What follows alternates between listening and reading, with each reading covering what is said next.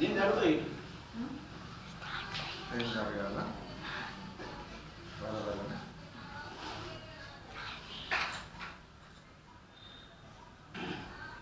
మన ప్రభువును మన ప్రియ రక్షకుడు యేసు క్రీస్తు అతి శ్రేష్టమైన నామమున మీకందరికీ నా యొక్క శుభాభివందనములు.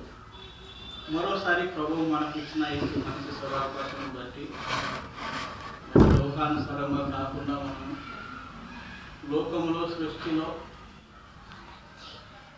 ఈరోజు మరి ఎందరో మరి ఆయన జన్మదినమని వారు ఆ ప్రకారంగా వారు ఎంతో మరి సంతోషానందం చేత జరుపుకుంటుండగా ఈ దినంలో మనము జ్ఞాపకం చేసుకోవడానికి ప్రభు మనకు ఇచ్చిన ఈ తరుణాన్ని మనము వృధాగా చేసుకునకుండా ఆయన సన్నిధిలో మనం ఉంటున్నాము. కాబట్టి ఆయన నడిపించిన మాదిరి చొప్పున మనము లేఖనములతో మరి ఆయన చెప్పిన ఆ యొక్క లేఖనాన్ని ఉన్నదన్నట్టుగా మనం చూసుకుందాం. సమయంలో మనం వృధా చేసుకోకుండా మరి దేవుని మాటలను మనము పరిశుద్ధ గ్రంథం బైబిలు మరి నూతన పుస్తకము అనగా కొత్త నిబంధనలో మనము ఆయన లేఖనాన్ని మనం చూసుకుందాం. చూడండి, పరిశుద్ధ గ్రంథము లేఖనము బైబిల్ 3వ పుస్తకం పరిశుద్ధ గ్రంథం నూతన గ్రంథంలో అనగా న్యూ టెస్టిమెంట్లో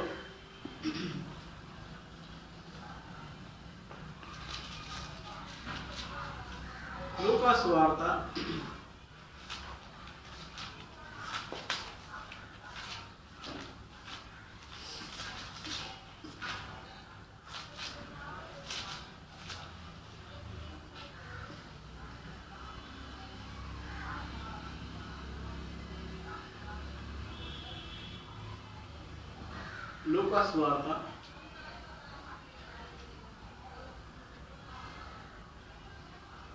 19వ అధ్యాయం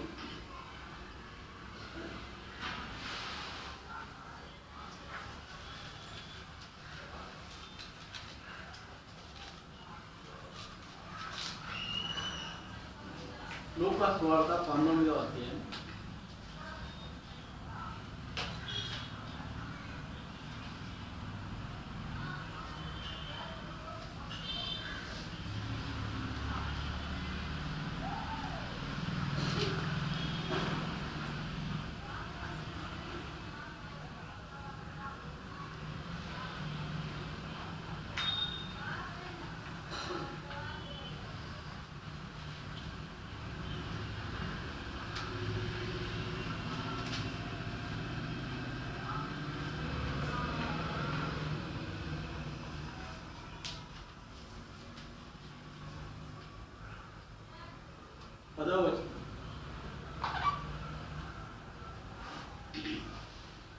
లూకా సువార్త 19వ అధ్యాయం 10వ వచనంలో లేఖనాన్ని మనం చదువుకుందాం.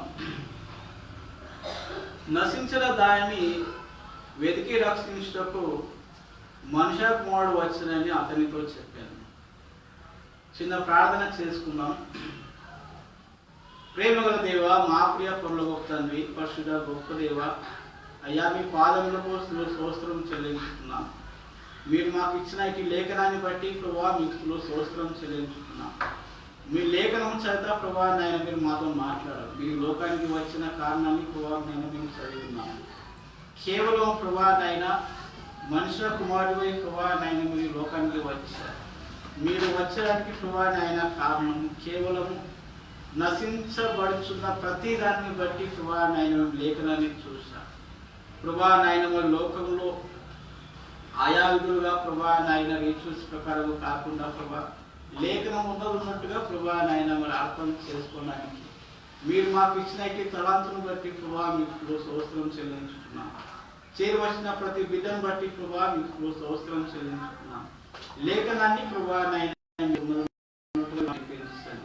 కూడికంతలో ఆధిపత్యం వహించండి ప్రభువా నాయన. మరి మీరు మమ్మల్ని నడిపించండి, మీ యొక్క వాక్య విలువను మాకు చూపండి.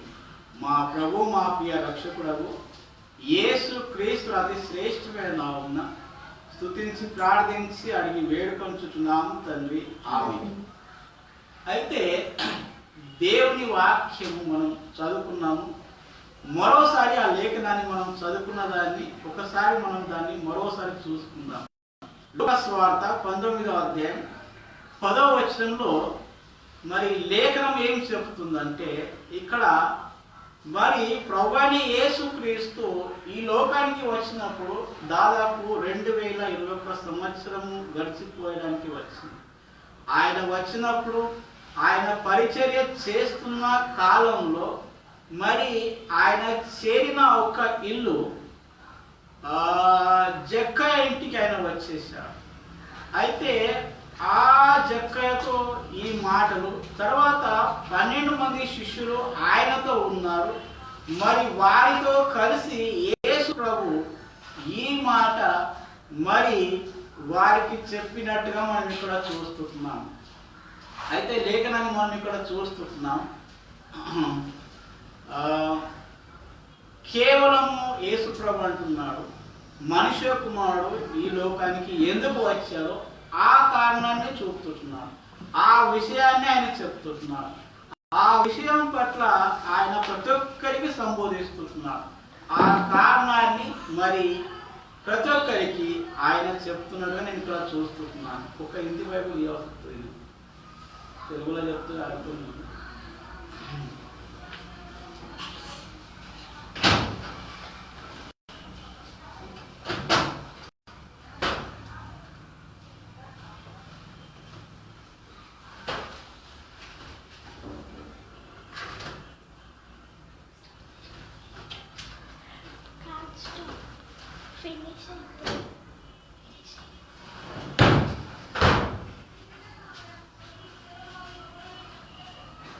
అయితే మనుష్య కుమారుడు లోకంకు వచ్చినంత మాత్రాన కాదు, కానీ ఆయన వచ్చిన కారణాన్ని మనం గ్రహించుకోవాలి. ఆయన కోరుకున్న పనిని, తండ్రి యొక్క చిత్తాన్ని నెరవేర్చడానికి మరి మనుష్య కుమారుడు లోకానికి వచ్చిన తదుపరి ఆ కారణాన్ని మనం ఇక్కడ చూస్తున్నాం. అయితే లేఖనాన్ని మనం చూసుకున్నాం. ఇక్కడ రాయబడ్డాయి లూకా సువార్త 19వ అధ్యాయం 10వ వచనంలో ఆ మాట మనం ఇక్కడ చూసుకుందాం.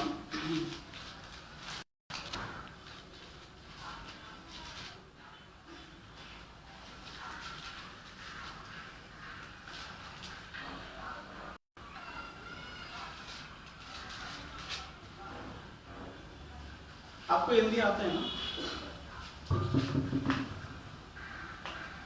ये वचन आप पढ़ सकते हैं, 10वां वचन या 10 में कह सकते हैं।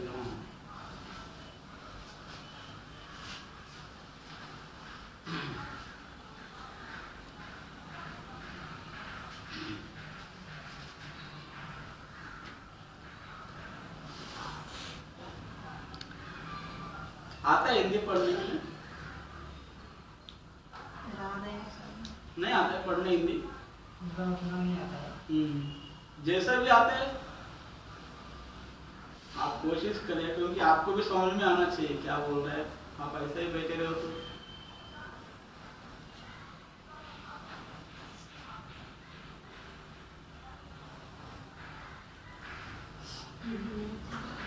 हाँ हाँ ठीक है,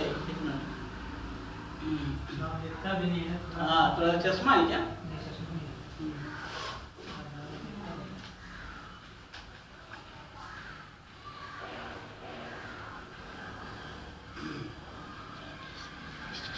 यहाँ पर वचन हम लोग देख रहे हैं, परमेश्वर का जो उद्धारता है उनके वचन को हम देख रहे हैं, क्योंकि मनुष्य का पुत्र खोए हुओं को ढूंढने और उनका उद्धार करने आया है। परमेश्वर को इस संसार में आने का एक कारण है। क्यों इस संसार में प्रभु यीशु मसीह और मनुष्य के रूप में क्यों आया है? जो शरीर में जो बीज बोया हुआ है, जिस तरह हम शारीरिक रूप में हैं, उसी तरह परमेश्वर भी उसी तरह मनुष्य के रूप में मनुष्य का शरीर धारण करके इस संसार में आया।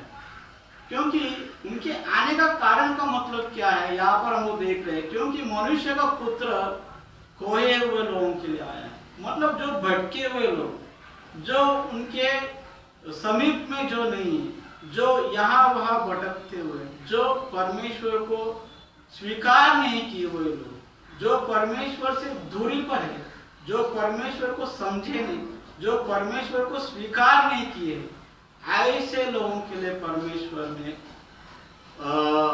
इस संसार का उद्धार, कुछ नियम, कुछ इस तरह से उन्होंने हर एक विश्वासी को अपने इस संसार में, उनके स्वरूप में सबको उद्धार देने के लिए यीशु मसीह इस संसार में आया करके वो बता रहे हैं। क्योंकि यहाँ पे लिखा हुआ है, क्योंकि मनुष्य का पुत्र खोए हुआ को ढूंढता हुआ संसार में आया। आपको भी ढूंढते हुए आया, मुझे भी ढूंढते हुए आया। क्यों? उनको ढूंढने का कारण क्या है? क्योंकि हम लोग को इस संसार से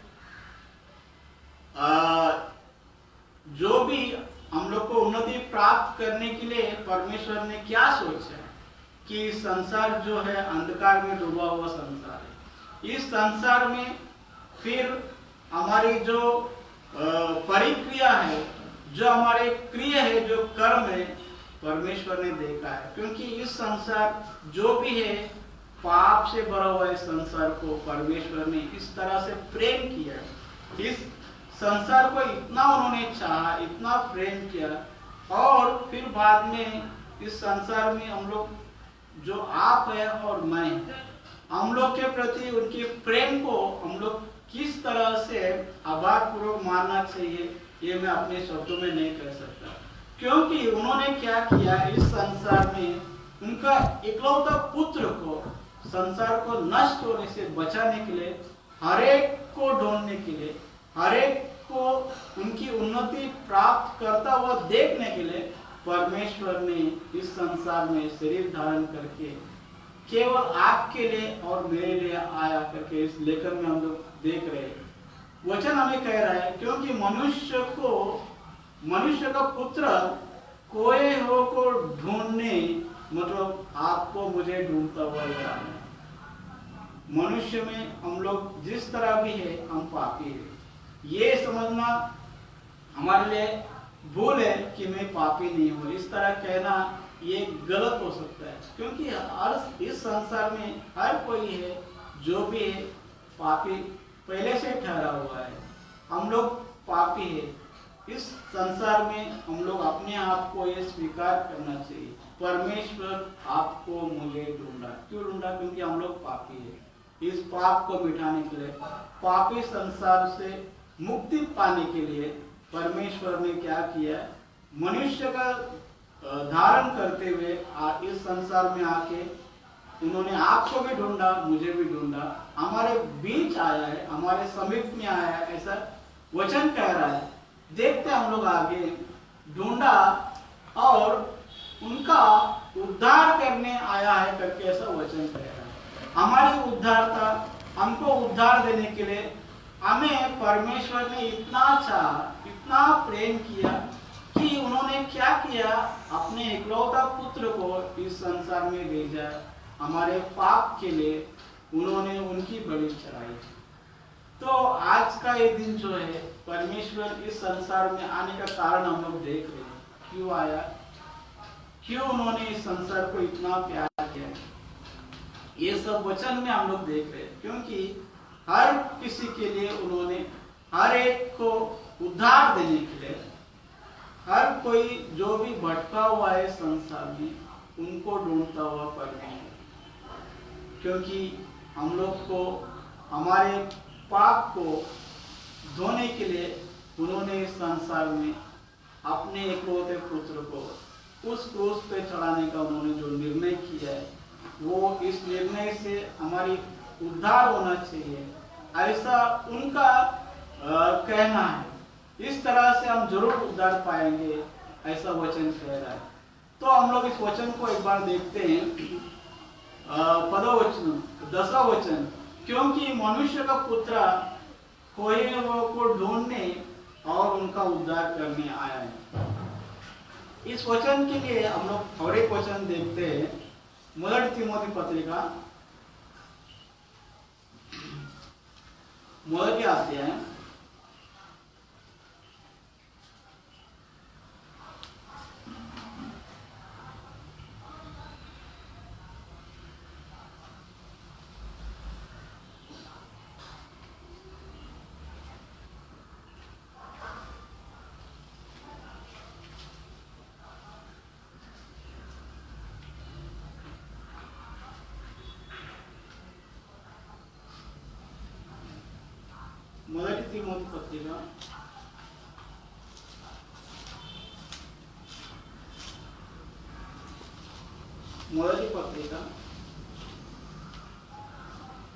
15 वचन,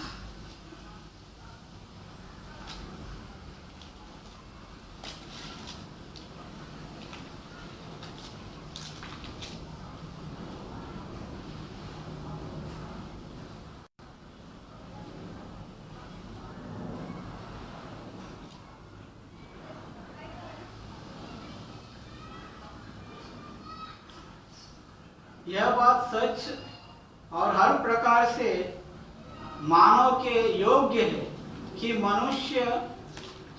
मसीह यीशु पापियों का उद्धार करने के लिए जगत में आया है, जिनमें सबसे बड़ा मैं हूँ। क्या कह रहा है वचन? हम लोग को बता रहा है कि परमेश्वर यीशु मसीह इस संसार में आने का कारण हम लोग आज देख रहे हैं। पहला वचन हमने देखा है कि जो भटके हुए लोग हैं, आपको ढूंढते हुए, मुझे ढूंढते हुए, हम अपने पाप में भटके हुए थे, उनसे दूर होकर, उनके नजदीक ना होकर हम लोग किस तरह से पाप करके चला गए, उस तरह से उन्होंने हमें ढूंढता हुआ आया करके हम लोग पहला वचन में देखा। हमारे उद्धार होने के लिए उन्होंने क्या क्या संकल्प लिए, इन सब वचन में हम लोग अभी देखे हैं। तो इस वचन में हम लोग देख रहे हैं 15वां वचन, यह बात सच है और योग्य भी है। ये बात परमेश्वर के उनके लक्षण से हम लोग को लग रहा है कि वो ये बात एकदम सच है और योग्य पद्धति से वो कह रहे हैं कि मुझ और हर प्रकार से मानने के योग्य है। इस बात को मानना चाहिए, इस बात को हम उचित रूप से समझना चाहिए कि ये बात में कितनी सच्चाई है। हर एक को मालूम है कि जो मानव इस संसार में जो जीवित संसार में है, इस प्रकार का वो जीवन जी रहा है, वो पापी मनुष्य है, पाप को आधार करके वो जी रहा है। तो इस संसार में हम लोगों को मानना चाहिए कि हर कोई व्यक्ति इस संसार में पापी का धारण से वो जी रहा है। तो ये बात एकदम उचित है, योग्य है, इस बात को मानना चाहिए, ये सच भी है। और कह रहा है कि वचन में हम लोग देख रहे हैं, और हर प्रकार से मानने में योग्य है कि मसीह यीशु पापियों का उद्धार करने के लिए हम लोग देख रहे हैं। अभी तक हम लोग देख रहे हैं कि वो उद्धार करने के लिए ही आया, और इस वचन में हम लोग देख रहे हैं कि परमेश्वर यीशु मसीह भी मनुष्य का उद्धार करने के लिए आया। इस संसार में, इस जगत में वो आने का कारण क्या है? हर पापी को उसका उद्धार करने के लिए, हर व्यक्ति को चंगाई देने के लिए, हर व्यक्ति को पाप से मुक्त करने के लिए, इस तरह से लेकर को हम लोग देख रहे हैं। वो कह रहा है कि मसीह यीशु पापियों का उद्धार करने के लिए जगत में आया है, ऐसा वचन कह रहा है। उनका कारण यही है, परमेश्वर इस संसार में आने का कारण, परमेश्वर इस जगत में आने का कारण सिर्फ एक ही कारण है, सिर्फ मैं और आप, हम दोनों के लिए आए। क्योंकि इस संसार से उसने इतना प्रेम किया, संसार में उन्होंने हमें भेजा। इसका मतलब ये नहीं कि वो हमें छोड़ दिया, बल्कि आप और मैं उन्हें छोड़ा है, आप और मैं उससे अलग हो गए। क्योंकि ये पाप ऐसा चीज है कि पाप ने क्या किया है, परमेश्वर से हमें दूर किया है, हमें एकदम समीप आने से हम लोग को रोका है। पाप एक ऐसा चीज है कि हम लोग को अंधा कर दिया है, जो लेखन हम लोग पढ़ते हुए भी हम उसको हमारे जीवन में अनुग्रह नहीं करते। इस तरह से परमेश्वर हमारे प्रति आया है, हमारे इस माया रूपी संसार में हमें छोड़ा है। केवल क्यों? क्योंकि उनके आने तक हम लोग उनकी बातों को सुनना, उनकी वचन के आधार पर चलना, और हम पापियों के बीच उनका आने का कारण मतलब हम लोग अभी पढ़ चुके हैं कि केवल हमारी उद्धारता, हम लोग को हमारी भलाई, हमारी चंगाई, इनके लिए परमेश्वर यीशु मसीह इस संसार में आने का कारण हम लोग अभी देख रहे हैं। तो एक वचन हम लोग फिर भी देखेंगे, यहाँ पे देखेंगे मत्ताई सुवार्త ఒక మాట మనం చదువుకుందాం।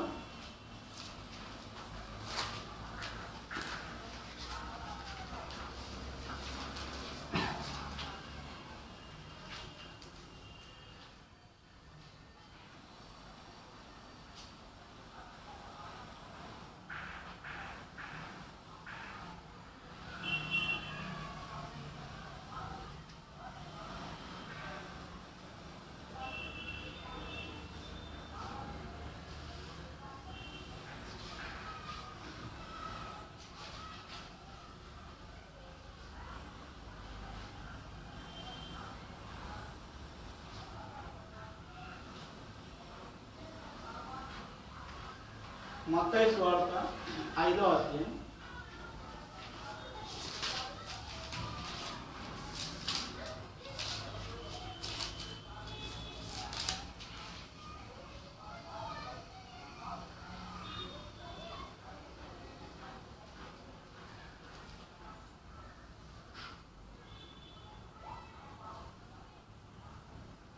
మత్తయి సువార్త 5వ అధ్యాయం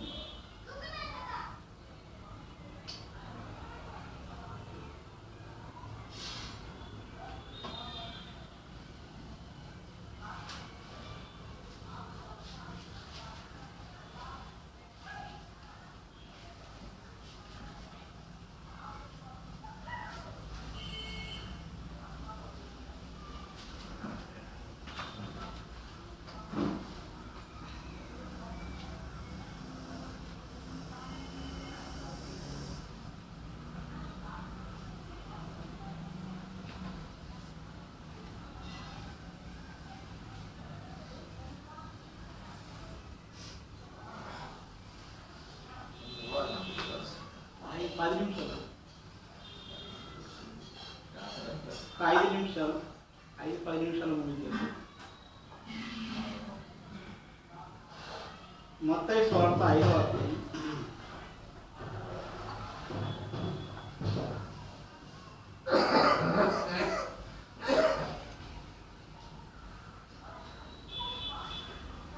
44వ వచనం।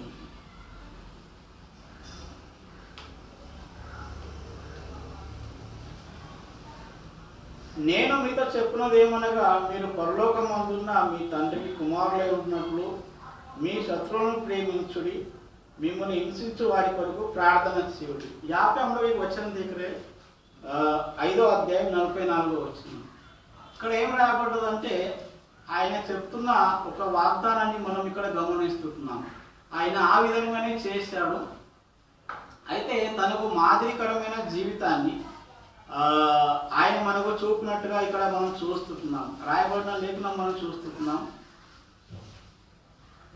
हिंदी में देखेंगे।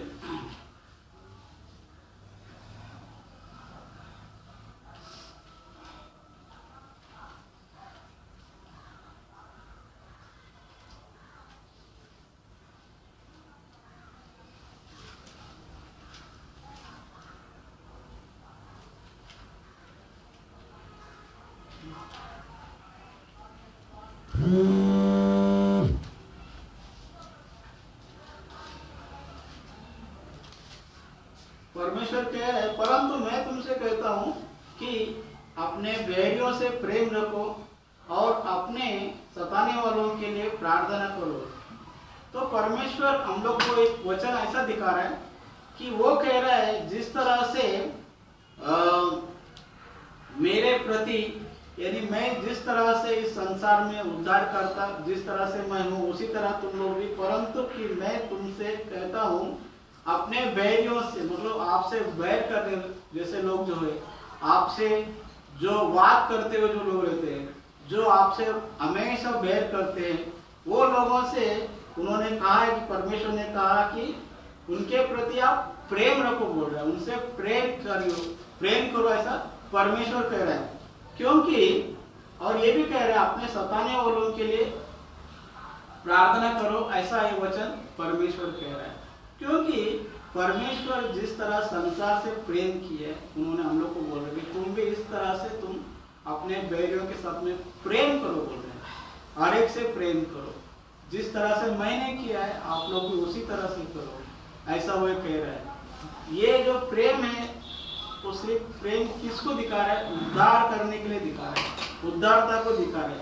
तो हम लोग भी परमेश्वर की तरह उद्धारकर्ता होना चाहिए, हर एक की उद्धारता हमें सिद्ध करके दिखाना चाहिए। जिस तरह परमेश्वर ने कहा है कि बैरियों से प्रेम करो बोला है, उस प्रेम को हम लोग को सबके प्रति दिखाना है, हर एक की उद्धारता के लिए हमें ये करना है। इस तरह से परमेश्वर कह रहा है अपने सताने वालों के लिए प्रार्थना, ये इस तरह हम लोग करना चाहिए। इस तरह से अपने हमारे वचन को हम लोग हमारे जीवन में आधार करके उस तरह चलना चाहिए। तो हम लोग अभी देखा परमेश्वर इस संसार में क्यों आया, उन्होंने क्या किस तरह क्यों आया? क्योंकि पापियों के लिए आया, पापियों के लिए आकर उन्होंने हर एक के लिए, हर एक को उद्धार प्राप्त कराने के लिए, हर एक को ढूंढता हुआ आया। और उसी तरह जिस तरह उन्होंने हर एक के लिए प्रेम किए, हर एक को प्रेम दिए, उस तरह हमें उसने एक वचन छोड़ा है कि अपने बैरियों के लिए भी आप प्रेम करो, उनके लिए प्रार्थना करो। ऐसा उन्होंने इस वचन को हमें दिया। तो इस संसार में परमेश्वर यीशु मसीह केवल आज ही नहीं पैदा हुआ है, वो पैदा होकर कभी पैदा हम लोग को मालूम नहीं, बाइबल में ऐसा किसी लिखा नहीं है, लेकिन संसार में जिस तरह चल रहा है तो परमेश्वर का नियम को हमें पालन करना चाहिए। वो क्यों आया है, क्यों पैदा हुआ? क्योंकि हर एक के लिए उन्होंने उद्धार प्राप्त कराने के लिए उन्होंने सबको प्रेम किया है, और हर एक के लिए उन्होंने प्रार्थना पूर्वक इस तरह से उन्होंने किया है। तो इस वचन को हम लोग आधार करके आगे बढ़ना चाहिए। तो इस छोटा सा संदेश को मैं यही समाप्त करता हूँ, छोटी सी प्रार्थना करके हम लोग इस कार्यक्रम को हम लोग यही समाप्त करते हैं। చిన్న ప్రార్థన చేసుకొని ముగించుకుందాం।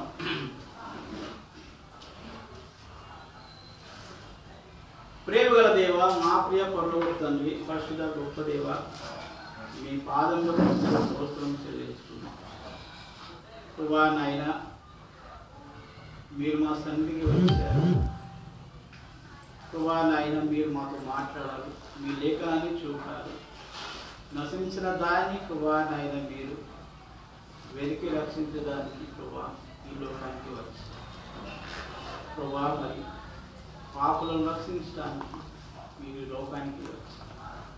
మాట నిజమైనది ప్రభువా, క్రమబద్ధమైనది ప్రభువా, మేము చదివి ఉన్నాం, విని ఉన్నాం, లేఖనాన్ని మేము మా జీవితంలో భద్రపరచుకొని ప్రభువా మేము ఆ విధంగా నడుచుకున్న పద్ధతిని ప్రభువా మీరు మాకు నేర్పించండి అయ్యా ప్రభువా నాయన। మరి లోకానుసారంగా కాకుండా ప్రభువా లోకంలో మరి ఇంట్లో గంభీరంగా జరుపుకుంటున్నారు ప్రభువా నాయన, మరి సరైన లేఖనాన్ని ప్రభువా నాయన వారు చూసుకోలేకపోతున్నారు, కేవలం ప్రభువా నాయన మరి లోకాన్ని కలుసుకొని యథావిధిగా ప్రభువా నాయన వారి క్రమంలో జరుపుకుంటున్నారు ప్రభువా నాయన। మరి ఆచారంగా కాకుండా ప్రభువా మీ లేఖనాన్ని మీరు చెప్పారు, మీరు ఎందుకు వచ్చారు, ఆ మాటను మేము మా హృదయంలో దృఢపరచుకొని నిశ్చయించుకొని మేము ఆ విధంగా ముందుకు సామర్థ్యంగా నేర్పించారు। మా కొరకు మీరు వచ్చారు, నశించిన వాడైన మమ్మల్ని ప్రభువా నాయన వేదిక రక్షించారు ప్రభువా నాయన। మరి మీ యొక్క నిజ ప్రేమను మేము చూసాం, మీరు అందుకే వచ్చారు। మరోసారి ప్రభువా నాయన మరి సంఘాన్ని చేతితో పెడుతున్నాం, చేరి వచ్చిన ప్రతి బిడ్డని సందులో పెడుతున్నాం, పేరు పేరు వలసిన మీరు జీవించని ఆశీర్వదించండి ప్రభువా నాయన। మరి ప్రేమతో, ప్రయాసంతో, భారంతో మీ సన్నిధికి వచ్చారు వచ్చిన ప్రతి బిడ్డను మీరు దీవించండి, ఆశీర్వదించండి. ముఖ్యంగా ప్రభా నాయన మరి అబ్రహాం కుటుంబాన్ని జ్ఞాపకం చేసుకుంటున్నాం. వృద్ధాప్యంలో ప్రభా నాయన ప్రయాసంతో భారంతో సన్నిధిలో సాగుతున్నారు. ప్రభా నాయన మరి పనిపాటులో సాగుతున్నారు. ప్రభా నాయన మరి శరీరంలో బలహీనత, కాళ్ళ నొప్పులు ప్రభా నాయన మరి జ్ఞాపకం చేసుకొని ప్రభా నాయన మరి శక్తి బలాన్ని దయచేసి ఆకృతిలో పేడ వహించి మా పొడల విషయం సందర్భడుతున్నాం. ప్రభా మీరు దర్శించండి, వాటితో మాట్లాడండి. మరోసారి ప్రభా నాయన మన సోదరు రాజకుమారి విషయంలో ప్రభా నాయన మీ మాటలు విన్నాడు. ప్రభా నాయన మీ సన్నిధికి వస్తున్నాడు, పని పాటలు విడిచిపెట్టి కూడా ప్రభా ఈరోజు వచ్చాడు. ప్రభా నాయన యొక్క ప్రేమను ప్రభా నాయన మీరు చూపండి, మీ యొక్క కనికరాన్ని చూపండి. కుటుంబాన్ని ప్రభా నాయన మీరు జ్ఞాపకం చేసుకొని భార్య పిల్లలు సోదరులు ఉంటున్నారు. ప్రభా సోదరులు ప్రభా పని పాటలు రాకపోతే కూడా పేడ వేయించండి. అదేవిధంగా ప్రభా నాయన వీళ్ళను కూడా జ్ఞాపకం చేసుకుంటున్నాం. ప్రభా నాయన ప్రయాసంతో భారంతో చేస్తున్న పని బాటలో ప్రభా నాయన సంఘంలో ప్రభా నాయన ప్రకాశం బట్టి వ్యాపారంలో ప్రభా నాయన కొరతను తీర్చండి. వారి తల్లిదండ్రులు ప్రభా వారి చదివించండి. ప్రతి ఒక్కరు సంతోషపడుతున్నాం. అదేవిధంగా ప్రభా నాయన జ్ఞాపకం చేసుకుంటున్నాం. వానోద్యంగా పని ప్రభా నాయన మరి ఉంటుండగా ప్రభా నాయన ముట్టండి, బాగుపరచండి. ప్రభా నాయన మీరు తాకండి, మీ యొక్క బలాన్ని ప్రభా నాయన మీ యొక్క ఆరోగ్యాన్ని దయచేయండి. ప్రభా మీరు ముట్టండి, లేపండి, మేము బాగా పడుతున్నాం. ప్రభా నాయన ముందు కూర్చున్నారు. ప్రభా నాయన మాతో కలిసి ప్రభా నాయన మాతో ఉండండి. మరోసారి ఇలా కలుసుకొని గొప్ప నామం ప్రభా నాయన మీరు చూసినప్పుడు మీ కృపచేత నడిపించండి. అట్లా సాయం ఆశిస్తూ మా ప్రభు మా ప్రియ రక్షకుడు యేసు క్రీస్తు ప్రతి శ్రేష్టమైన నామమున స్తుతించి ప్రార్థించి అడిగి వేడుకొంచుచున్నాం తండ్రి. మీకు అందరికీ నా యొక్క క్రిస్మస్ శుభాకాంక్షలు. మళ్ళీ మనం కలుసుకుందాం. అలా వచ్చి అంతవరకు దేవుని దీవించున్నాక ఆమె